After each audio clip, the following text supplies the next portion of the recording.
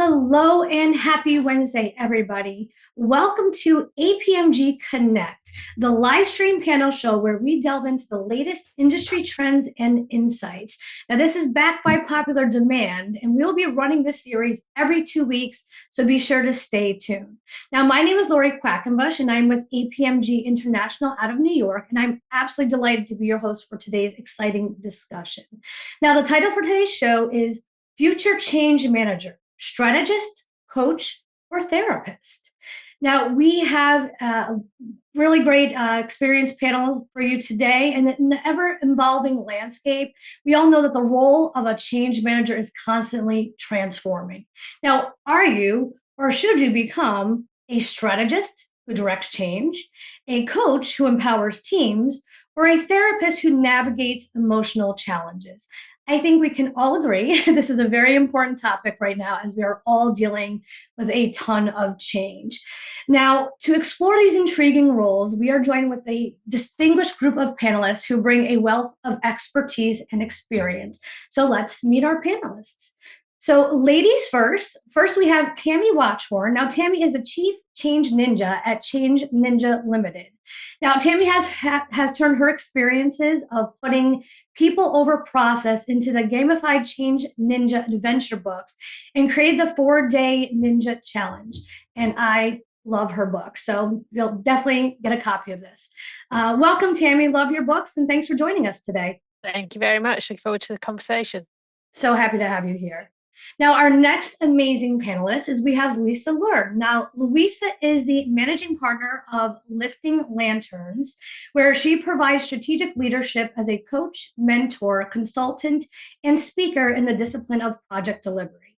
With over 2 decades of experience spanning both technical and non-technical domains across public and private sectors. How are you, Louisa? Thanks for joining us today. Thanks, Laurie. I'm so excited to be back in this first one that I'm actually out of bed when rest of Australia and New Zealand are probably tucked in right now. So I'm excited. We are so delighted to have you here. So thank you. Really appreciate you. Now, next we have Ket Patel. Ket is the founder of Change Agitators and is a Change Management Institute accredited master change practitioner with over 20 years of experience working with small to medium-sized organizations as they look to scale, grow, and modernize their businesses. Hi, Ket. How are you? Hey, yeah, I'm very good. And it's great to be on this first of the new series of Connect Live. So, yeah, exciting. We're like so happy to be here. So happy to have this back. So thank you for joining us. And then last, but certainly not least, we have Dr. Bryn Hodgkiss. He is the founder and storytelling strategist at the Psychology of Stories. Training originally in psychology, Bryn's career started interviewing serial murderers. You heard that right, serial murderers. I love it. He then spent the next 15 years supporting police investigations, then moving on to operational management and large-scale transformation. Great to have you, Bryn. Wonderful to be here. Thanks for the invite. And I'm really looking forward to hearing what everyone has to say. I love it. Yeah, we've got to have we already have a great list of live questions already, so bring them on, everyone. Now, thanks for joining us. Now, we're going to be exploring, again, the evolving rooms of change managers and what skills and mindsets are needed to lead effectively in the future. So we invite everybody to participate. Feel free to send in your live questions and comments. Use the chat, in our social team, and then we'll get your questions to the panel to answer live. So get your questions in early, folks, as we have a lot to cover today. And we also have Ella over in the chat. So go ahead, introduce yourselves, get involved, let us know your name and the city where you're watching. So without further ado, we have a lot to get into. So let's dive in and uncover the future of change management. Now, our first question is, we have tons of these guys, so this is, how will the balance between strategist, coach, and therapist roles evolve in future change management? This comes from Amanda. Let's get right into it. Who wants to answer first? Ket, you had your hand up first. Yeah, what an interesting question. I mean, I was really intrigued by the therapist introduction of the role. Right.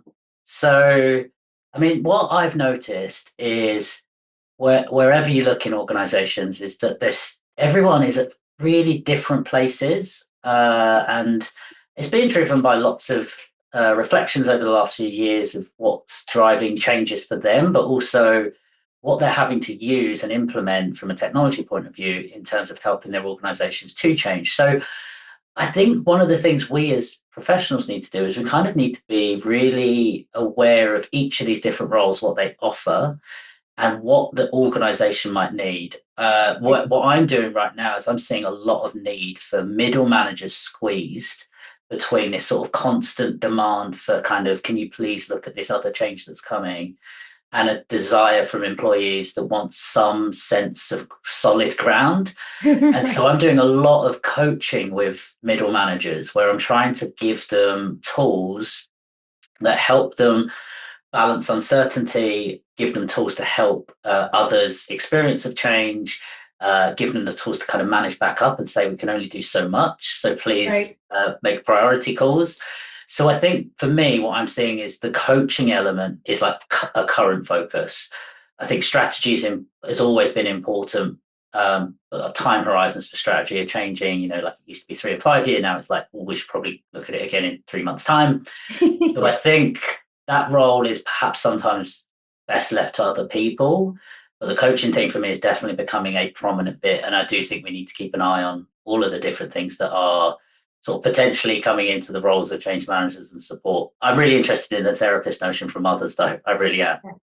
I love that, the therapist. You mentioned uncertainty. What uncertainty? What do you mean? There's no uncertainty. Everything's fine. Yeah, I mean, it's just normal. It's fine. It's all normal. So good. Tammy, you had your hand up. You want to answer this as well? Yeah, so I think it's a balance between the three. The big thing about change that makes it hard is other people. Human beings make change messy. The tech bit's relatively straightforward. So the hard bit for the change manager is getting everyone on board. But to do that, you need to create that futuristic story of where we're going. That's the strategy bit. Why do we want to get there? How can you sell it in a way that everybody wants to be moving towards that change because it's good for them? Some people will still be stuck. So how do you coach them with coaching questions? How might we do this? We haven't done it yet, so how might we? So changing the mindset from fixed to growth mindset, once you've created that visionary story, can help shift people towards doing it. And then the therapist role, I think it's more in the background, but it's understanding as a change leader that people don't like change. None of us do. We've evolved to dislike change. So you need to understand that, understand how the brain works, the neuroscience of change, why people are reacting the way they're doing. They're probably not doing it consciously, they're doing it subconsciously. So shifting that is quite a challenge. So for me, that's around almost being a therapy to yourself, because it's probably you as a change leader that needs to change your approach to do that final push for those that are still resisting. Yeah, so interesting. So interesting. Bren, did you want to add to this?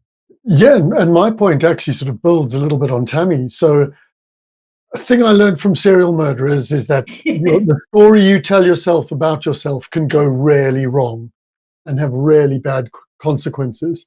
And in particular, one of the most dangerous stories are those that we don't realize that we're telling. And that's actually what excited me about joining this webinar, is it calls attention to the hidden narratives in change management. The hidden narrative around emotion and trauma and developing people, all the while thinking about the future. So how will that balance change? In my opinion, we don't know. Yeah. But what I do know is that the change manager of the future must be aware of the stories they tell themselves about themselves, and be able to tell different stories depending on whether you're operating in a strategic, coaching, or therapeutic way. Right. Makes perfect sense. Love that. Love that. Louisa, did you want to add to this? Yeah, I'm really just wrapping up on what everyone has said, is the fact that I think all three of those type of roles, strategist or coach or therapist, is that it's all going to blur, and we're all going to hear even other words in the future. And I think the big thing is just embracing that when jack of all trades now, we wear multiple hats. You can't just pigeonhole yourself to one spot and go, that's it. Right. Right. Love it. Love it. All right. Well, thanks, everybody. Let's keep going and get on to our next question. So our next question is, what skills and competencies must future change managers develop to embody strategist, coach, and therapist roles? This is a question from Ryan. Very good question, Ryan. Thank you so much. Who would like to tackle this first? No one? Crickets? No, I don't want to be the first off the mark all the time. I think something Bryn was talking about, understanding the stories that we tell ourselves. Love that. I think there's a really, really important aspect that I learned from coaching as a sort of going through the process of learning about how to be a coach, which was actually, I don't really know much about what motivates me and what drives me. So I think one of the things we as a profession need to get better at is going into understanding our own motivations and focusing on ourselves, right, and our own behaviors and beliefs, and understanding how we show up. Because one of the things you sometimes don't realize is by your mere presence within an organization, you have an effect. So do you know what that effect is? And so sometimes one of the most important things is understanding what are your competencies, how do they show up, what impact do they have on the people around you? Because whether you know it or not, you're creating an environment, and that is part of what helps the change happen, whether that's the individual conversations you have in the sort of individual coaching or therapist role, or whether you're talking to a senior leadership group about strategy. So I think for me, it's really focusing in on that kind of competencies around your own capability and how they show up at work for others. Right. I love that. I wrote down, understand how we show up. So true, right? We don't think about that, right? We really don't. Yeah. Tammy, did you want to add to this? Yeah, probably adding directly to that is understanding how you respond to things, because most of the time we respond with emotion. So noticing that, and that can help you shift how you show up. So understanding basics of brain for yourself, hugely helpful for leading change for others, because you'll start to shift your responses and you'll start to shift and notice other people. And I think the second thing is we've got so many frameworks and models and processes, and they kind of don't work with other people. So we need to fill in those gaps, because again, we don't know what's going to happen and when it's going to happen. So rather than learning another methodology, is learning about all of the types of scenarios you might face. And there's only so many ways people can react and respond to change. So if you've pinned those down and you have a way to respond to them in the moment, then you can kind of deal with anything when it pops up. So rather than, you don't need to pre-plan and follow a set process or checklist. It's just being ready for anything that comes at you. And when you can do that, then you can deal with all of those emotional challenges on the spot. Right. I love that. And how powerful is that? If you can just kind of quickly adapt like a chameleon to change, no matter what's thrown at you, how powerful is that? Yeah, and no one will notice because it's very ninja. Right. Ninja. Did I mention how much I love the ninja book? Sorry, shameless plug for you, Tammy. Brendan, did you want to add to this? Well, What's serial killer saying?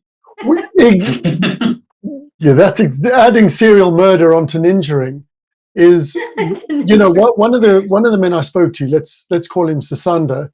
A key feature of his story was he had a very fixed story about who he was in a certain situation. And he was a polite guy, very charming, many girlfriends, but he had a single story which says, if somebody rejects me, in order to feel better, I have to hurt them. And you can imagine where that story then leads, because he was adamant that this is the only option I have. And I think sometimes in change, and especially historical approaches to change management, we risk doing the same. So I'm a program manager, so I just create the plan. Yeah.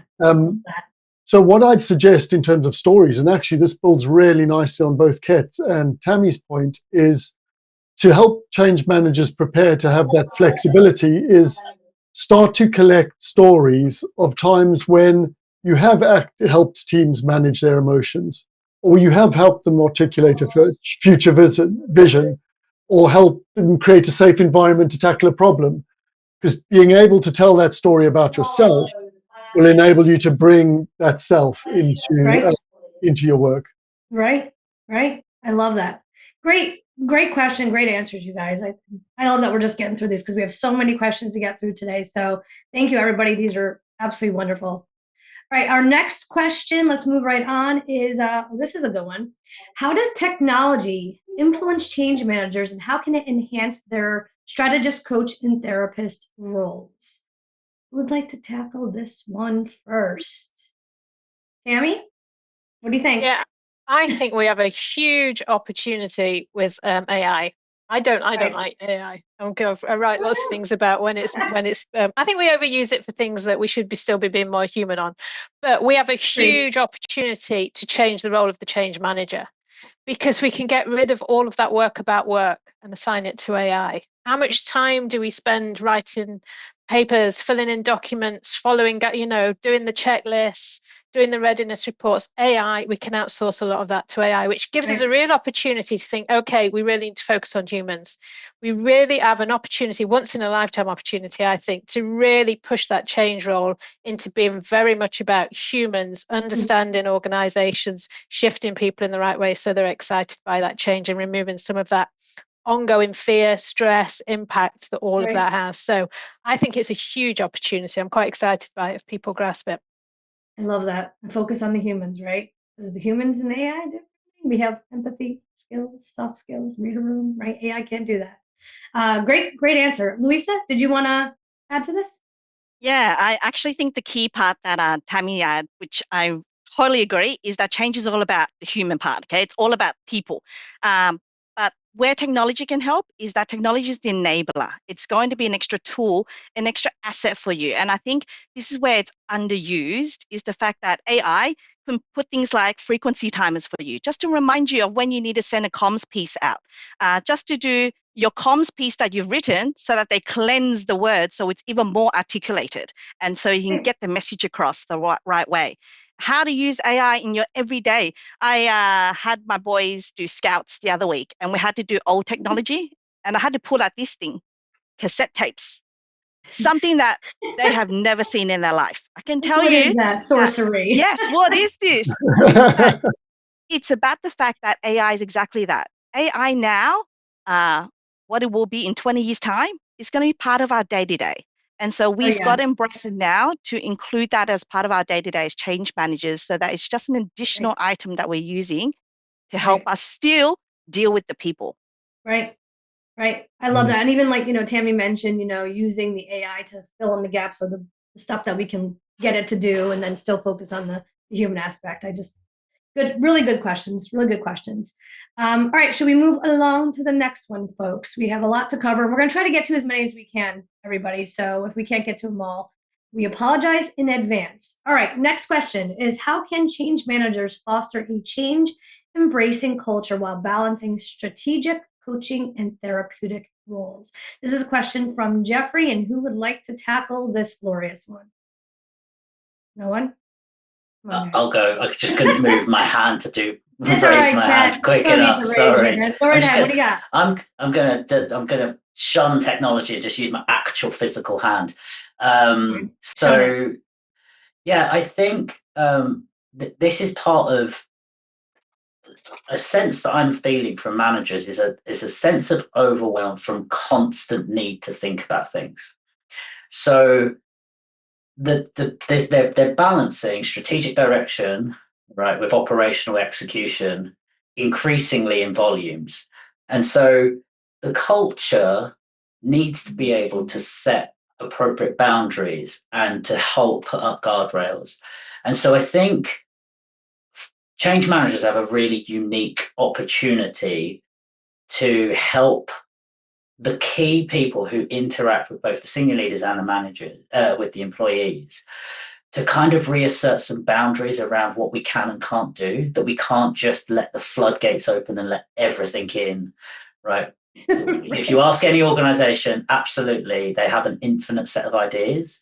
But if you really look around, you only have a finite set of resource. So we're not having those conversations enough. And I think part of the culture needs to move towards, we've always tried to do everything. That's always been the way of business. But now, not only is technology, just going back to our previous question, enabling everyone to start their own change at whatever level they want, it's also now having ripple effects with everyone around them. So guess what? It's not just top down anymore. It's sideways, it's bottom up, it's all over the place. So we have to try to create a culture that says balance finite resource with infinite ideas and make sure everyone's aligned.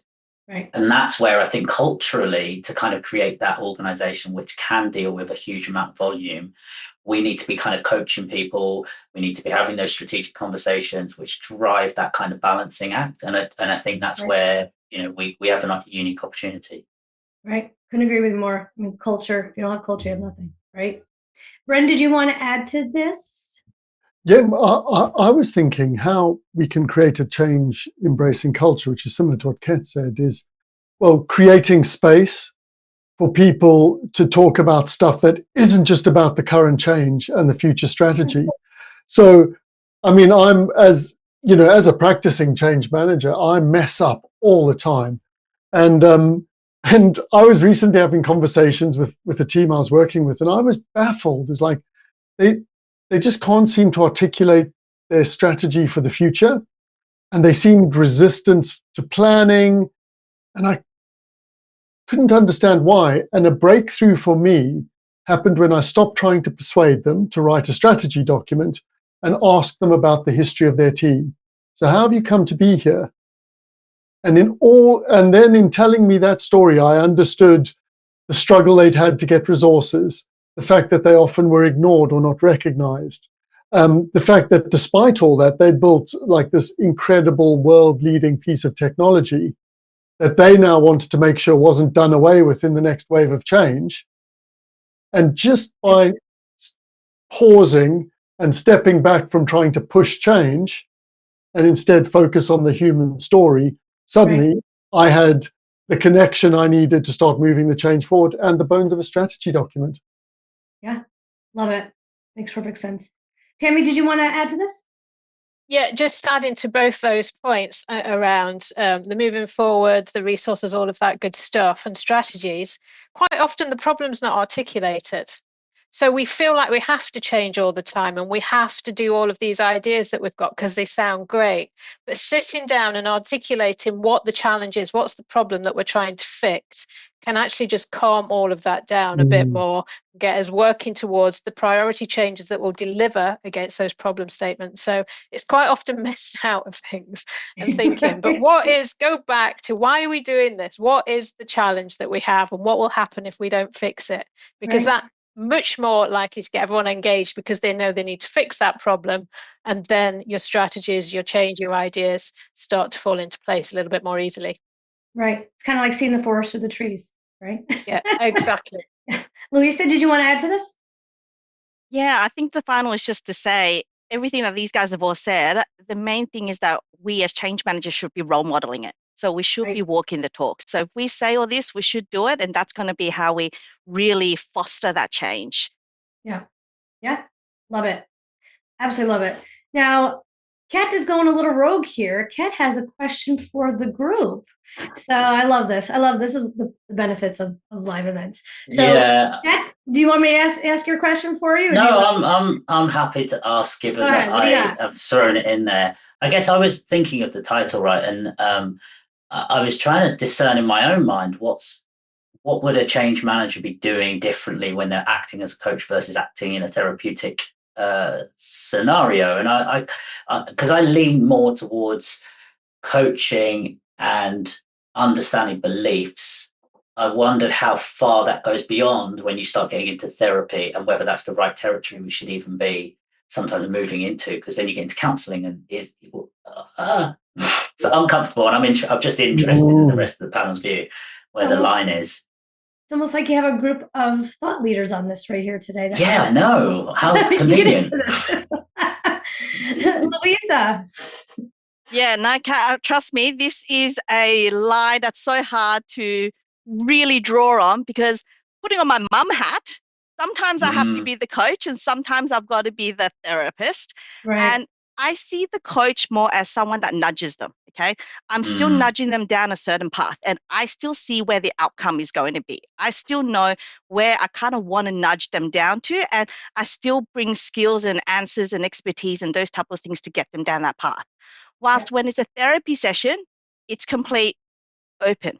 So they come to me, they give me everything that they say, and I'm just open, active listening at that point. Right. I don't have an outcome of where we're trying to get to. I'm not nudging them down any particular path. I'm just there with open ears to hear what they've got to say, and then really trying to just apply that.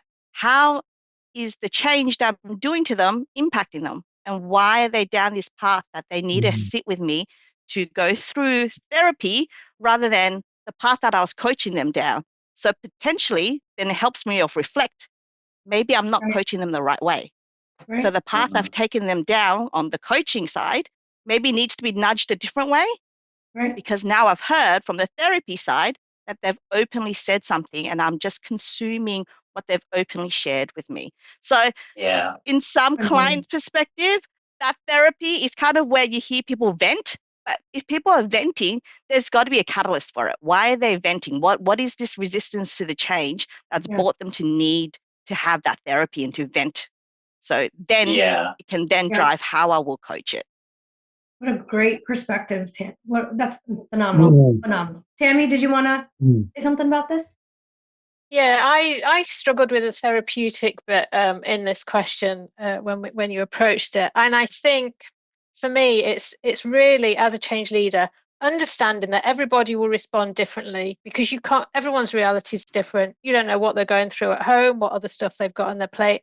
So as a therapist, understanding that everyone is going to react based on a whole lot of stuff that you can't influence. You can't change other people, they can only change themselves. So the coaching questions will help you get there if they're stuck. But there's only so far you can support that in an organization, because everyone is going to be different. But I think creating safe environments where people can share what they're worried about, where you deal with those fears, where you accept that it is going to be uncertain and you can't give them all of the answers just now, but you create the environment to discuss that in, I think is key to do that. And I use something simple as hopes and fears at the start of a meeting. No set agenda. What are your hopes for today? What fears have you got? Let's get rid of the fears. And it starts to get rid of the fears. It starts to manage them in a much safer way, where people know they can share things. And I think then you're into coaching where it is you're trying to get them to go to. But just remembering you can't change other people. So the coach is really key to getting them to shift their own mindset. Yep. I love it. Love it so much. And folks, don't forget, I didn't forget about you, Brent. Hang on one second. Just so you guys know, there are QR codes popping up here with links to books and things. So feel free to, scan those, and you guys can dig deeper into some of these glorious books and things. And then, Brent, what did you have? Well, yeah, I was going to say, sort of strategists give you advice, therapists heal, and coaches stretch you with questions, as Tammy pointed out. But we do need to be very careful about knowing the boundaries of our skill. There are professional bodies overseeing coaching, there's professional bodies overseeing therapy, and they've got clear ethical standards and codes of practice. So, of course, I think we need, as change managers, we need to be able to handle kind of emotional and team development conversations. But we also need to develop the skill of knowing when something's beyond our competencies, and then finding the team the support they might need. Right. Makes perfect sense. Kat, did you want to add to your rogue question? I wanted to thank my panelists for helping me explore this as well, really. But I think something that kind of struck me was, I think what I'm considering as coaching is bleeding to some extent into therapy, but it's stopping at that kind of healing, like that long-term trauma healing. And your boundary point's really important, because it's such a sensitive, personal, long-held set of beliefs that you're cracking open. So I think we have to be really careful to what extent we push into the therapeutic for individuals, but we have to create that space for them, like Bryn said, that is, let's listen to what's driving your behaviors, your motivations, your beliefs. Let's see what we could do to present you different ways of thinking about it. But when I need you to get somewhere, I'm going to mentor you. That's the one word we haven't mentioned, is I'm going to give you direction to lead you to a path, which I think was also kind of part of the discussion. So I think it was really helpful just to kind of bring some of these terms and sort of see where the boundary is, and kind of what sometimes the dangers and ethics behind it as well are. We're not mad at you, Kat. This was a great question. I couldn't come on here and not mix things up. We're not mad at you, Kat. It's good stuff. No, it's good to understand the difference. So, and again, we have a group of experts. So perfect timing. All right, let's move it along. Next question is, what metrics should be used to assess the effectiveness of change managers in strategist, coach, and therapist roles? Who would like to tackle this one? Really? Big inhale of breath. Okay, can I say something quite Yes, controversial? of course, we like There we controversy go. here. Bring it on, Tammy. You can weigh a pig, but it doesn't make it any fatter. We I love try that. and measure metrics, and as soon as you start measuring something, it's going to be the wrong thing because it's the wrong focus. There's something around change. If we're excited by change, you're going to feel it. Everyone's motivated. Everyone's wanting this thing to happen. They're all talking about it in the coffee room. So there's some, yes, you could measure all that. You could do surveys, all of that good stuff. You'll know if it's working, and you'll know if it's not working. Yeah. I just think stop trying to absolutely measure everything. And I know in big organizations you need some of that, but you'll feel it, you'll know it. Right. Bang your head against the wall for measuring everything too much. Yeah. Louisa, I think you had your hand up first. What would you like Yeah, to? and I'm fully with Tammy on that. I think when you start putting metrics down, it changes behaviors and it will Right. drive your change a certain way, and it may not be the right way. And sometimes we drive metrics just because someone has asked for that particular metric, and that's not the right way to measure success of change. So I think we just got to, back to the disclaimer, be very careful with what you're trying to measure because it will definitely change behaviors. Right. Oh, it's like putting the cart before the horse, right? Kat, did you want to add to this? What do you think? Yeah, and apologies to go against my panel. I'm a mathematician. I'm a nut. I love maths. I love data. I love its insight that it can give us. So I have a different opinion in the sense that I think data is really important, but as a yardstick, I'm here now. I'm going to take some action. I hope the action takes me to somewhere else. Oh, it didn't? Okay, let's go back and look at the action. Right. We have to get feedback that we can act upon, and it can be qualitative and quantitative. It doesn't have to just be qualitative. And the reason I think it also needs to be quantitative in some way is that busy people and our profession as a whole isn't a touchy-feely thing. There are hard facts. You're right. Measuring does change behaviour, and sometimes it can change behaviour in the right direction. So I think we as a group need to get more comfortable with working with data and using it more effectively to help tell our stories. I don't think we can say that that's all we'll just measure it with that number and great, if it goes up, it's perfect. I think we need to be more nuanced than that. But I do think as a profession, we need to get more comfortable using data and numbers like everybody else does in their professions. Yeah, totally get that. Tammy, I think you were up next to add to this one. What do you think? Yeah, so I think for those things, you've probably already got the data. You've got your sickness absence levels, you've got your attainment levels, you've got your internal promotion levels, you've got your bottom line of projects delivering on time and under budget. All of that stuff probably exists. So don't create more work. Use the data you've got and check that all your KPIs are driving the right way, and then you've got the change piece right. Yeah, absolutely. Love that. Bryn, did you want to add to this? Then we're going to move right along, guys. I think I have to speed up. Well, I think we've got a tendency to separate out sort of qualitative or narrative feedback from data, and say it's either one or the other. And actually, it needs to be a duet between the two. Right. And we need to be able to be sophisticated enough to chase an organizational metric, but then also collect a story from our people to say when it felt right or when it felt wrong. Right. And I would love, in future to sit down with the same panel again and work out exactly how we make that happen, because I think the result would be amazing. Yeah, I love that. Love it. All right, moving right along to our next live question. This question, I don't want to butcher the name, so I won't. In a disrupted workplace, how do you establish a vision and implement a change strategy, and what initiatives have helped senior managers in your organization adapt? What a great question. That's a good one. In a disrupted workplace, how do you establish a vision and implement a change strategy, and what initiatives have helped senior managers in your organization adapt? Good one. Tammy, want to take this? Yeah, so I think we quite often lead change the same way, irrelevant of the type of change it is. And this is a really good one for your senior team, is understanding, do we know what we're trying to do, and do we know how to do it? And quite often we'll follow the same approach, irrelevant of the answer to those questions. If it's disrupted, if we don't really know what we're trying to do, if we've never done this before, then you're in the fog. Yeah. And you don't know where you're trying to go. So to get your senior team, your senior managers understanding that, will start to shift thinking and approaches.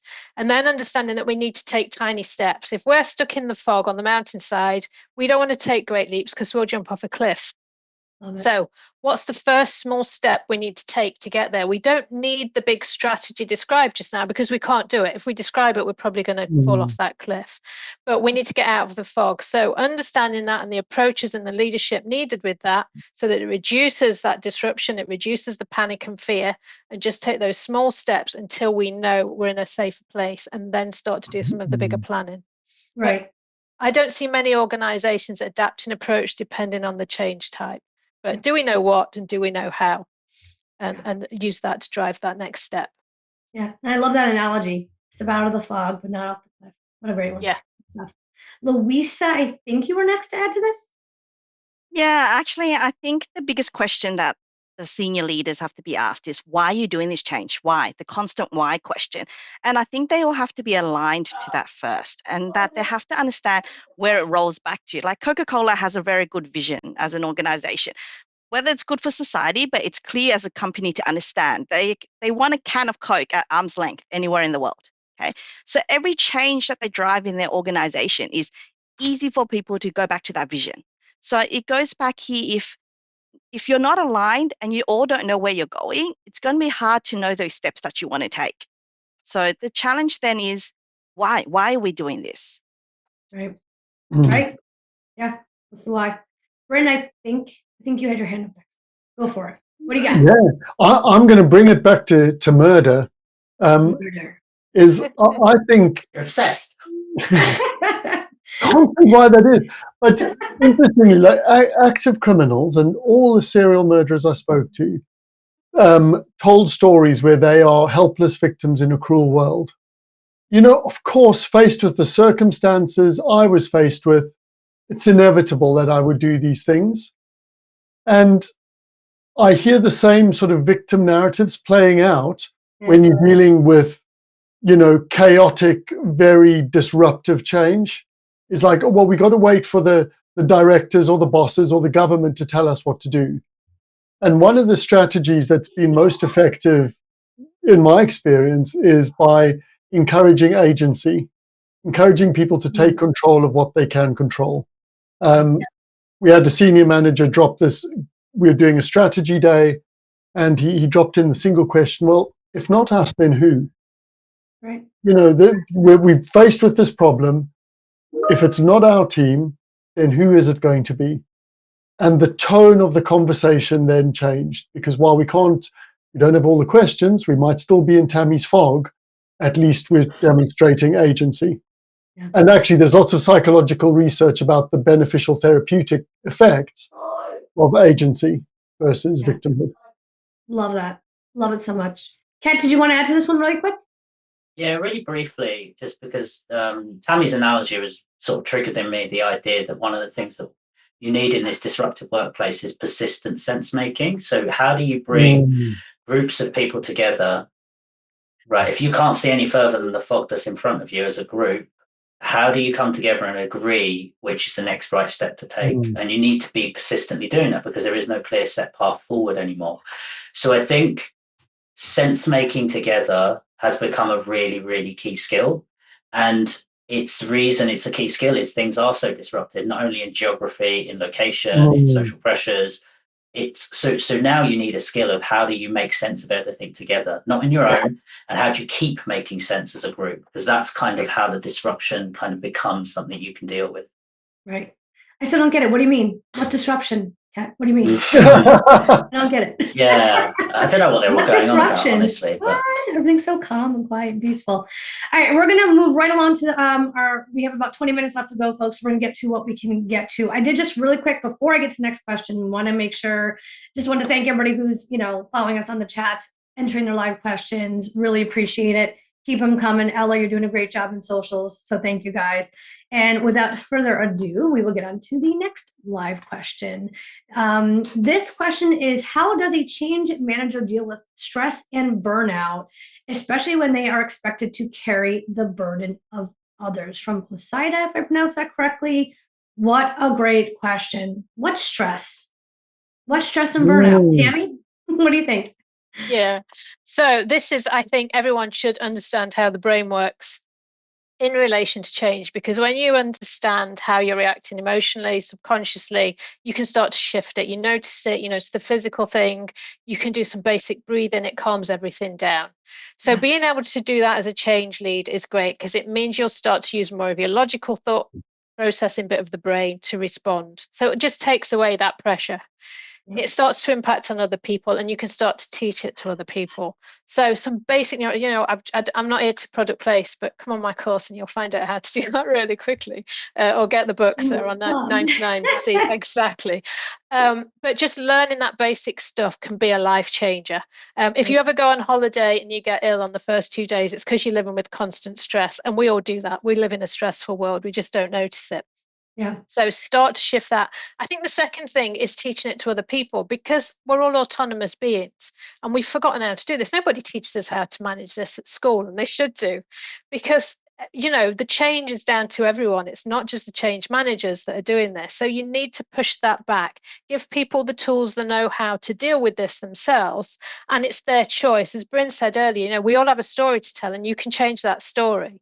So if you give people the tools to change their own story, they can shift their own response, which just makes it much, much easier for everybody. Right. I love that idea of, taking a minute and taking a deep breath. As a shameless plug here for me, I am a horse person. And not only do I do that for myself, you get nervous when the horse is acting up, but I tell that to my friends, and it's helped them. Take a deep breath, count to 10, and de-stresses you, de-stresses the 1,200-pound creature that you're sitting on. So it really helps. All right. I think, Kat, I think you had your hand up. Go for it. Yeah. So I guess I want to make the point, and maybe that stress isn't bad. Stress is generally a way of stretching us, right? It's a way of pressing how resilient we are in any moment and what we might need to do in order to push past it so that we learn and grow. So stress is both good and bad, but the burnout is where you have a persistent amount of stress that is for so long and you aren't able to expand your resilience, and therefore it just becomes overwhelming and you do burnout. So there's an interesting activity that kind of Tammy's alluding to, right, which is this point of self-reflection. I often, in moments of stressful situations, I'll be honest, I can't control my reaction because I'm acting autonomous. It's just unconscious. I'm just reacting. Right. However, what I can do, an important development skill for me, has been self-reflection. The way I reacted wasn't how I wanted to react. Why did I react that way? What could I do differently? And now I know that, what will I do differently next time? And going through that cycle afterwards is really crucial for kind of expanding your ability to be resilient. And this is what I sort of really do with line managers, is that you're constantly under various levels of stress, right? But how are you giving yourself the space to process and learn what to do about it, and then build your resilience? Because these two things are connected. Hopefully you'll never burn out if you're able to reflect on the stress you experience and find ways to be resilient when you see it again. And that's kind of part of the tension. The other thing, if I may quickly add, is as change managers, I've always found it to be a very lonely job sometimes. So really, please find a network, find other people that do this job in your organization, in other organizations. Come to things like this, make networks, connect with people. Actually, shameless plug for all of us, connect with all of us on LinkedIn. We're all going to ask you to do it anyway. But it's fundamental that you have a network. You can reflect on your experiences and you can kind of learn and grow, and again get some objective feedback on it. I'll shut up now. Love that. You don't have to shut up. I love that. It's kind of like, what's that old saying? What doesn't kill you makes you stronger. But if you can actually recover and actually have a group around that understands what you're doing, and that's so powerful, so impactful. All right, I know we're running out of time. I am going to move right along, folks, to try to get to as many of these questions as possible. More AI. Okay, how will AI impact the future change manager and the challenges that may arise from its application? I know we touched on this, but let's get into it a little bit more, perhaps. Who wants to tackle it? Louisa, what you got? I actually think we should be treating AI as our extra colleague. So someone that's going to be there, that's going to do some proofreading for you, someone that's going to do some sanity checking for you, someone that's going to be, so treat this AI, don't fear it, treat it as an extra colleague that you've got right at the palm of your hands. They won't be able to do the human elements for you. And that's where we don't have to think, oh, is AI going to replace my job? Okay, that's the constant fear that I hear people say all the time. And I think where we've got to be drawing the line is understanding that AI can never replace the human elements. And change is still all about the people. So what you can automate, what you can get AI to help you with, treat that an extra pair of hands. They're your extra colleague, your best friend almost, because this AI won't talk back to you. Unlike your actual colleague who may talk back to you, this AI will always be polite to you. Right. I love that. At first I was kind of nervous about AI, but now Claude, that AI is my new boyfriend and sidekick. And it's great. Like you said, you can use it to use the mundane stuff that you can automate, do it. And then you can spend the time focusing on the human elements that make you human and make you good at your job, at your human skills. So I love that. Bryn, I think you were next, but if not, go ahead. Well, it's actually building on what Louise is saying, is in the situation where AI is your agent and your thinking partner, what it doesn't replace is the human need for trust or ethical action or for care or for hope. Empathy. Yeah. So AI is wired for code, but we humans are still wired for emotions and for the oldest technology we've got for creating connection and meaning, which is stories. So what I think will be really interesting, and actually I'd love to hand to Ket on this one, would be how do we weave those human elements in and the story elements in with that persistent sense making we need to do, aided by AI. Yeah, love that. Ket, what do you think? So I think so as a laggard to the adoption of AI within my role, I'm starting to play around with it, encouraged by others, right, and seeing what they're able to do. And I think it is important that we recognize it's not going anywhere. It's only going to get smarter. It's only going to get faster. It's only going to be able to do more things. So we have to figure out how to integrate it. And it is a partner. I think that thought partner is really key, right? Like the amount of time you can help cut and get to more conversations. We're time poor, right? As change managers, I'd love to get to everybody in the organization and actually have a conversation with them about this change. But I can't, because sometimes I'm doing more administrative, supportive creatives to help with landing messages with people. And I'd rather just get out and have conversations and meet people and do that sense making. So I think it's actually an enabler of creating a space for leaders to have those sense making conversations.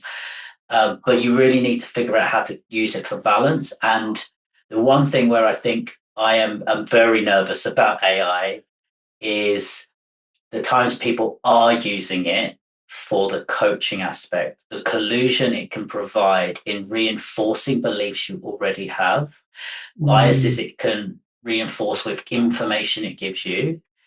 If you fully trust it to give you answers without interrogating it, then you're in much, much worse a place in my mind. So it comes with a buyer beware, must use it very diligently. But you must use it. There is no way you cannot use it in the future of the world, right? But you must use it ethically and diligently. And that's where, I think it creates a space for sense making, to Bryn's point. Yeah, love it. Great answer. Great answer. Tammy, did you want to add to this? Just adding to that, if you use it to give you answers to your questions, you'll get the answers that you're looking for. It will create more of that bias. So if you're going to use it, try using it to get it to ask you questions. What have you not thought about? What have you missed?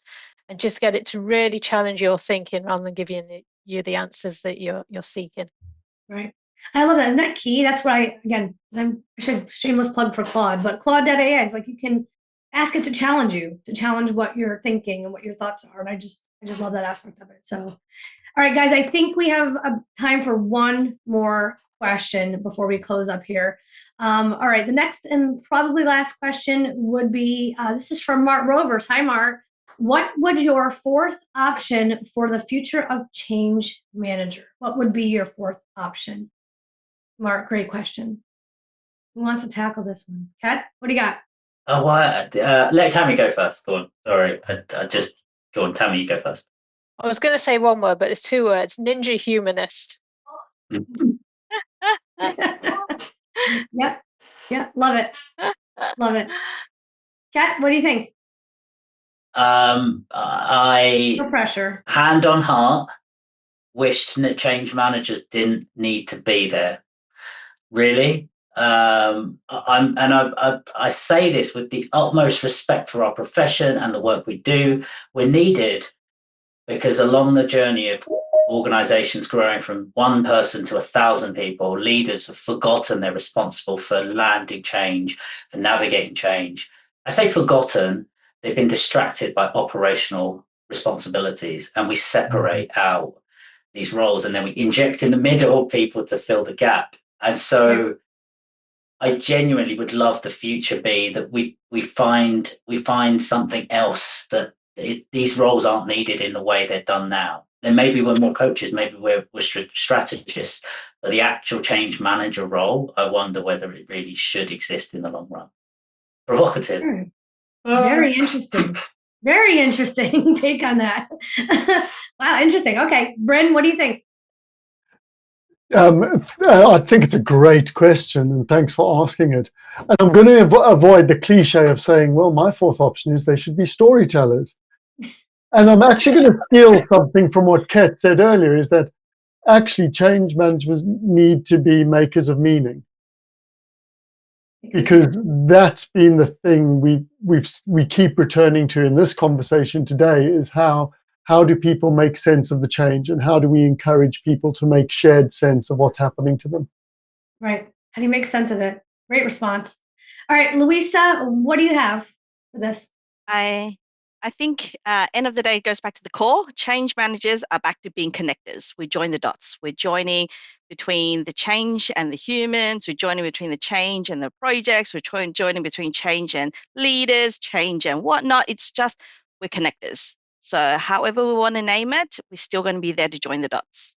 Love it. Join the dots. Love it so much.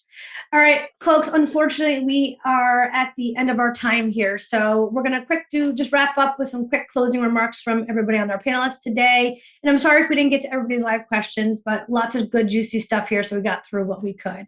So first of all, thank everybody. Thank you so much for everybody for joining the call today, and for all you wonderful panelists. Such great experience here. Can't thank you enough. So closing remarks, let's start with Bryn. Just give us kind of the short version of what you thought of today, and any last remarks that you have to give to the audience. I thought it was brilliant. If ever I looked away from the camera, it's because I was actually taking notes of what my fellow panelists were saying. So I know I'll be connecting with them outside of this. And I do believe that listening to one another's stories can make life so much better. So let's keep sharing these type of stories, and I hope everyone listening shares theirs. Love it. Love it. We'll go next to Tammy. Any last thoughts?